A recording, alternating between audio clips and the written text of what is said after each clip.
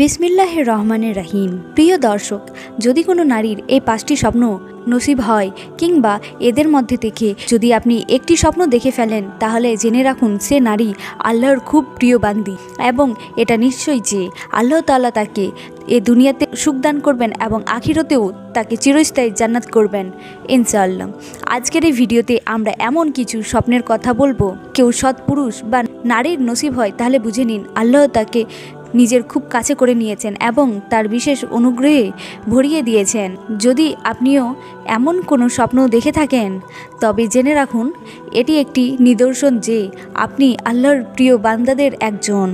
আল্লাহ আপনাকে নিজের বন্ধুত্বের যোগ্য মনে করেছেন।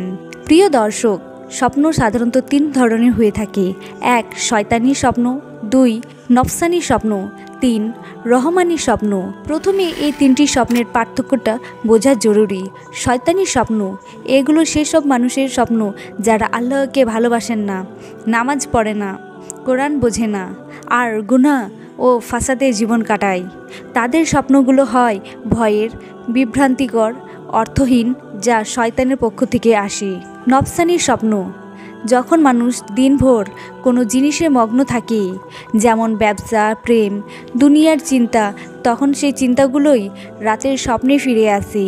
এগুলোর সঙ্গে বাস্তবতার কোনো সম্পর্ক নেই। এগুলো শুধু মানুষের ভেতরের ইচ্ছে এবং খোয়াইশের প্রতিফলন।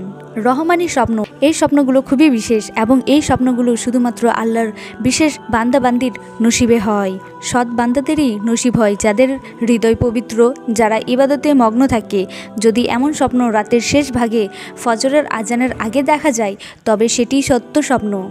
এই স্বপ্নের মাধ্যমে মানুষ জানতে পারে আল্লাহ তার কত নিকট রয়েছে। এখন আসুন জেনে নিই সেই সব স্বপ্নের কথা যা আল্লাহর প্রিয় বান্দাদের নসিবে হয়।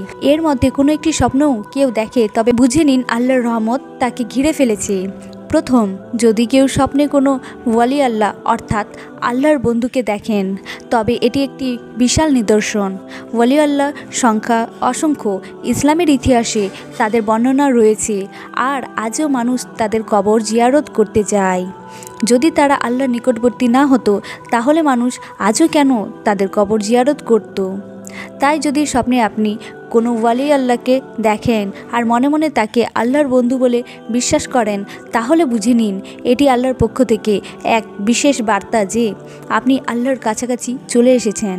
দ্বিতীয়, যদি স্বপ্নে আপনি কোনো নবী বা সাহাবা ইকরামকে দেখতে পান, যেমন আদম আলাইহিস সালাম থেকে শুরু করে আমাদের প্রিয় নবী হজরত মুহাম্মদ সাল্লাল্লাহু আলাইহি ওয়াসাল্লাম পর্যন্ত, তবে এটি এক মহা সুসংবাদ। অথবা যদি আপনি স্বপ্নে দরুদ শরীফ পড়তে দেখেন, দরুদের আসরে বসে থাকেন, আকাশে ভ্রমণ করছেন, সেতু পার হচ্ছেন, রোজা রাখছেন, নামাজ পড়ছেন, কোরআন তেলাওয়াত করছেন, তবে এগুলো সবই প্রমাণ যে আপনি শুধু দুনিয়ার মানুষ নন, বরং আপনার রুহানিয়াতেও জাগ্রত। এমন স্বপ্ন পাওয়া মানে আল্লাহর পক্ষ থেকে এক বিশেষ রহমত নেমে আসছে যা আপনাকে দুনিয়ায় সম্মান এবং আখিরাতে উচ্চ মর্যাদা দান করবে। আপনার জীবনের প্রতিটি পদক্ষেপে আল্লাহর বরকত চলতে শুরু করবে। কিন্তু মনে রাখবেন, এমন স্বপ্ন দেখলে কখনো কাউকে বলবেন না, বরং সকালে জেগে উঠে সেজদায় পড়ে আল্লাহর শুকরিয়া আদায় করুন। তিনি আপনাকে এক বিশাল মর্যাদার জন্য বেছে নিয়েছেন। এখন শুনুন এমন এক হাদিস যা আত্মাকে কাঁপিয়ে দেয়। রাসূলুল্লাহ সাল্লাল্লাহু আলাইহি ওয়াসাল্লাম ইরশাদ করেছেন, যখন আল্লাহ কোনো বান্দাকে ভালোবাসেন তখন তিনি হযরত জিবরাইল আলাইহিস সালামকে ডেকে বলেন, হে জিবরাইল, আমি অমুক বান্দাকে ভালোবাসি, তুমিও তাকে ভালোবাসো। তখন জিবরাইল আলাইহিস সালামও তাকে ভালোবাসতে শুরু করেন এবং জিবরাইল আলাইহিস সালাম আকাশের সব ফেরেশতাদের মাঝে ঘোষণা করেন, আল্লাহ অমুককে ভালোবাসেন, তোমরাও তাকে ভালোবাসো। ফলে সমস্ত ফেরেশতারা তাকে ভালোবাসতে শুরু করে। তারপর আল্লাহ পৃথিবীতেও তার প্রতি মানুষের ভালোবাসা বাড়িয়ে দেন। মানুষ তার প্রতি শ্রদ্ধা ও মমতা অনুভব করে। সে হয়ে ওঠে সবার প্রিয়, সম্মানিত ও আদরণীয়। এটাই আল্লাহর ভালোবাসার একটি নিদর্শন। কিন্তু উল্টোটা হলে আল্লাহ কোনো বান্দার উপর রাগান্বিত হন, তাহলে তিনি জিবরাইল আলাইহিস সালামকে বলেন, আমি অমুককে অপছন্দ করি, তুমিও তাকে অপছন্দ করো। তখন জিবরাইল আলাইহিস সালামও তাকে অপছন্দ করেন এবং ফেরেশতাদের মাঝে ঘোষণা করেন আল্লাহ অমুকের প্রতি রুষ্ট, ফলে আসমান ও জমিনের মধ্যে সৃষ্টি সকলেই তাকে অপছন্দ করে। প্রিয় দর্শক, এটি কত বড় শিক্ষা! যদি আপনি দেখেন মানুষও আপনাকে ভালোবাসে, সম্মান করে, তাহলে জেনে রাখুন এটি আল্লাহর ভালোবাসার নিদর্শন। আর যদি কেউ আপনাকে বিনা কারণে ঘৃণা করে, অবজ্ঞা করে, তাহলে নিজের জীবনটা পরোক্ষ করুন। হয়তো কোথাও কোনো কাজে আল্লাহর রুষ্ট হয়ে আছেন। হজরত আবদুল্লাহ ইবনে আব্বাস রাদিয়াল্লাহু তাআলা আনহু বলেন, কিয়ামতের দিন প্রথমে জান্নাতে প্রবেশ করবে তারা যারা প্রতিটি অবস্থায় আল্লাহর শুকরিয়া আদায় করত। এখন শুনুন 3টি বিশেষ রহমানি স্বপ্ন, যা যদি কোনো সৎ বান্দা দেখে তাহলে এটি আল্লাহর ভালোবাসা, তার নৈকট্য ও সন্তুষ্টের প্রতীক। প্রথম স্বপ্ন, যদি আপনি কোরআন তেলাওয়াত করতে দেখেন তাহলে জেনে রাখুন আপনি আল্লাহর খুব কাছের এক বান্দা। আল্লাহ আপনাকে সম্মান ও মর্যাদা দান করছেন। যদি এই স্বপ্ন ইয়াং সময়ে আসে তাহলে আল্লাহ আপনার জন্য দুনিয়ায় এক উচ্চ মর্যাদা নির্ধারণ করছেন। আর যদি এই স্বপ্ন বার্ধক্যে আসে তবে এটি আল্লাহর পক্ষ থেকে ইঙ্গিত যে তিনি আপনার অতীতের ভুলগুলো ক্ষমা করে দিয়েছেন এবং ভবিষ্যৎ জীবনকে আরও নৈকট্যপূর্ণ করবেন। দ্বিতীয় স্বপ্ন, যদি আপনি স্বপ্নে গোসল করতে দেখেন তাহলে এটি একটি মহান রুহানি বার্তা। যেমন শারীরিক গোসল দেহকে পরিশুদ্ধ করে, তেমনি স্বপ্নের অর্থ আল্লাহ আপনার আত্মাকে পরিশুদ্ধ করছেন, আপনার গুনাহ, খারাপ চিন্তা ও হৃদয় ময়লা দূর করছেন।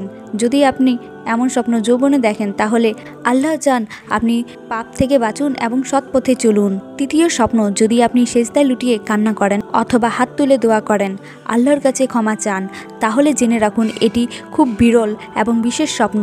এমন স্বপ্ন কেবল সেসব মানুষের নসিব হয় যারা আল্লাহর সঙ্গে সত্য সম্পর্ক রাখে, যারা রাতের নীরবতায় কেঁদেছে, যাদের হৃদয় সেজদায় শান্তি পেয়েছে, যারা তওবা করে তাহাজ্জুদের জন্য জেগে ওঠে এবং আল্লাহ তাআলা তাদের সব গুনাহ মাফ করে দেন, তাদেরকে নিজের প্রিয় বান্দাদের মধ্যে স্থান দেন। তাহলে এই 3টি স্বপ্নের মধ্যে যদি কোনো একটিও আপনার নসিব হয় তাহলে সেজদায় পড়ে আল্লাহর শুকরিয়া আদায় করুন, কারণ এটি শুধু রহমত নয়, এক বিশেষ বার্তা যে আপনার জীবন পরিবর্তন হতে চলেছে। প্রিয় দর্শক, যদি আপনিও চান যে আল্লাহর সাহায্য আপনার জীবনের প্রতিটি মোড়ে সাথে থাকুক, তাহলে আজই আল্লাহর সঙ্গে সম্পর্ক মজবুত করুন, হৃদয় পরিশুদ্ধ করুন, নিয়তগুলো ঠিক করুন এবং সেই সব পথ থেকে ফিরে আসুন যেগুলো আপনাকে আল্লাহর থেকে দূরে নিয়ে যায়। মনে রাখবেন, আল্লাহ সর্বদা আপনাকে দেখছেন। যখন সবাই মুখ ফিরিয়ে নেয় তখনও আল্লাহ আপনাকে ছাড়ে না। যখন সব দরজা বন্ধ হয়ে যায় তখনও তিনি তার দরজা খোলা রাখেন।